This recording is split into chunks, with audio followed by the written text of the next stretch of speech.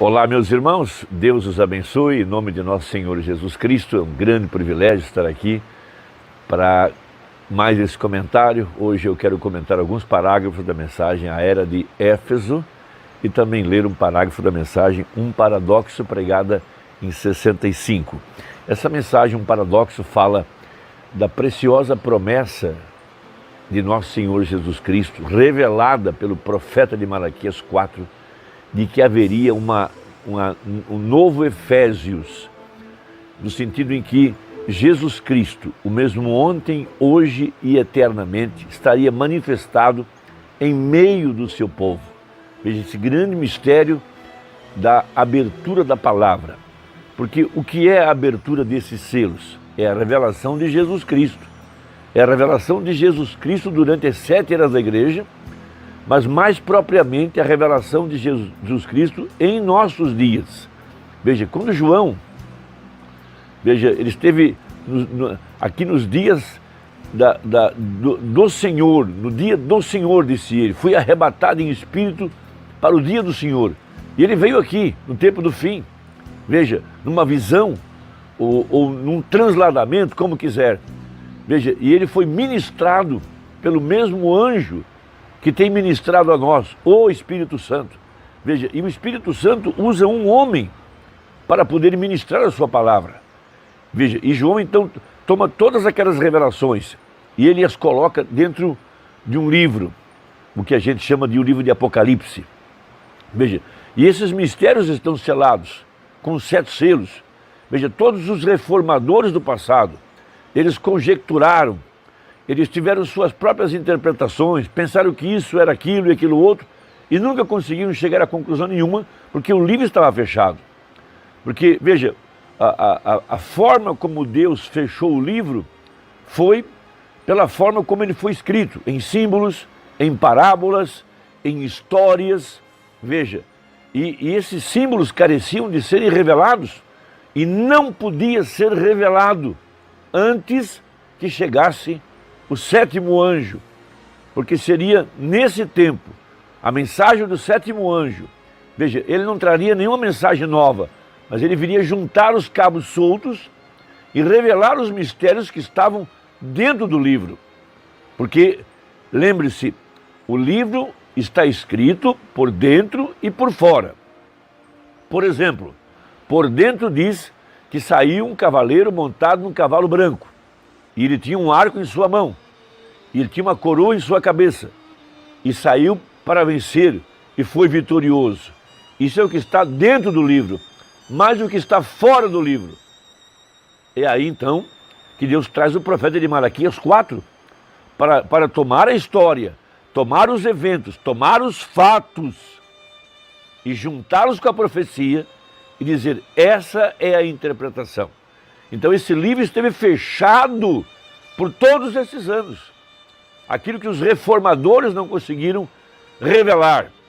Mas, veja, quando chega o término da intercessão, veja, o nosso parente redentor, Jesus Cristo, veja, sai de trás do véu.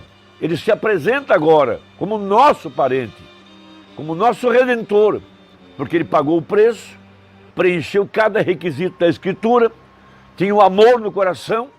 Veja, esse livro nada mais é do que o título de propriedade que Adão perdeu.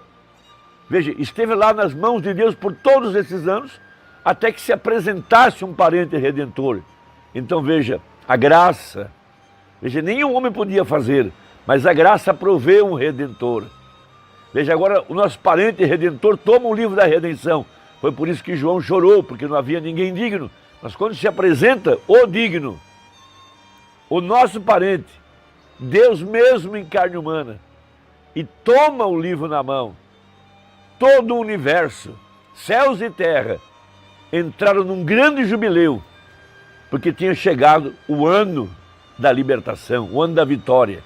Mas todo esse documento foi então guardado num vaso de barro, conforme a profecia de Jeremias 32, até o tempo da compra. Então ele deixa o trono de intercessão. Quando o último nome apareceu aqui na terra, já havia nascido, não sei de que família, onde ele está, mas ele já nasceu, já está na terra. Então ele toma os seus direitos de redenção e desce em Apocalipse 10 para reclamar os seus direitos de redenção. E como ele o faz? Através do anjo de Malaquias 4, porque também tinha que ser um parente. Veja, ele então toma esse parente, lhe dá a adoção, que nada mais é de tomar agora a forma humana, Jesus Cristo, o mesmo ontem, hoje, eternamente. E vem agora para chamar a sua noiva. E como ele os faz? Veja, ele revela os mistérios escondidos da palavra, os misteriosos 7 trovões, para juntar sua noiva ao redor da palavra, a palavra revelada e a palavra manifestada. Porque a mensagem do profeta, veja, ela vem revelar, explicar os mistérios que estavam escondidos, mas a outra parte estava manifestada na sua própria vida. Quando Deus estava mostrando que quem estava ali era o mesmo ontem, hoje e eternamente. Veja, vindicado por um pilar de fogo, vindicado pela nuvem, vindicado pela palavra, preencheu cada requisito profético da palavra. Veja, porque João, ele não pôde revelar os mistérios. Deveriam ser revelados aqui nos dias da voz do 7º anjo, nesse tempo presente, para reunir a igreja, para trazer a fé para o arrebatamento. Veja, então, Efésios capítulo 1, verso 9, muito importante, descobrindo-nos o mistério da sua vontade. Veja, mistérios da sua vontade, segundo o seu beneplácito que propuser em si mesmo. Veja, ele selou, ele velou, porque a palavra tem que estar velada até o tempo designado por Deus para que esses mistérios pudessem ser revelados e reunir a igreja para a fé de arrebatamento. Porque sem esses misteriosos trovões não há material para produzir a fé de transformação, disse o profeta. Continuando, Efésios 1:9, agora Efésios 1:10. De tornar a congregar em Cristo todas as coisas na dispensação da plenitude dos tempos, tanto as que estão nos céus como as que estão na terra. Então veja, céus e terra, Deus e o homem, se juntando aqui na plenitude dos tempos. Por isso o anjo desceu do céu em Apocalipse 10, levantou o seu braço e disse: o tempo terminou. O tempo de gemer, o tempo da escravidão, o tempo agora em que os mistérios seriam abertos, o tempo em que Satanás teria que soltar a igreja eleita, porque a última parte da parábola da grande ceia foi: força-os a entrar. Então, de posse do título de propriedade, que nada mais é que o Espírito Santo, agora a palavra revelada. Jesus disse: minhas ovelhas ouvirão a minha voz. Por isso que a voz de Deus soa de dentro da Bíblia e soa de dentro da mensagem, porque a palavra é a voz de Deus. Então Satanás é obrigado a entregar a propriedade do Deus Altíssimo. Veja, ele quis nos impedir, por todos esses anos, com suas tradições, seus dogmas, sua filosofia, amedrontando a igreja. Veja, o Mamãe teve aquele sonho daquele homem que tinha um porrete de 3 quinas, veja, que batia na mulher, sua esposa, e sempre que a mulher queria se levantar, ela era submetida por esse porrete de 3 quinas, e ela era submetida, amordaçada. Veja, o Mamãe explica que isso era Satanás que tentava prender-nos com a falsa doutrina da Trindade e outras tradições, presos nesses rios denominacionais, presos a tradições, presos a dogmas.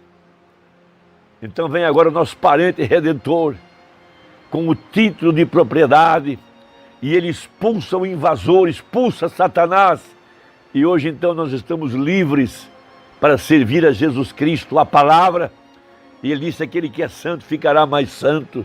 Veja, cada vez mais despertados para essa grande verdade da hora, para a mensagem do dia. Então diz o profeta, um paradoxo 101, e quando ele é Jesus, entra em cena para provar que ele, Jesus, ele era aquele Éfeso manifestado, ele está se referindo ao livro de Josué e ao livro de Efésios do Novo Testamento, para mostrar que o nome Josué e o nome Jesus é a mesma coisa. Veja, Deus manifestado no meio do seu povo. João anunciou, mas Jesus era aquele, ele era a palavra manifestada, ele próprio. Veja, quando Pedro veio a ele um dia com André, seu nome era Simão.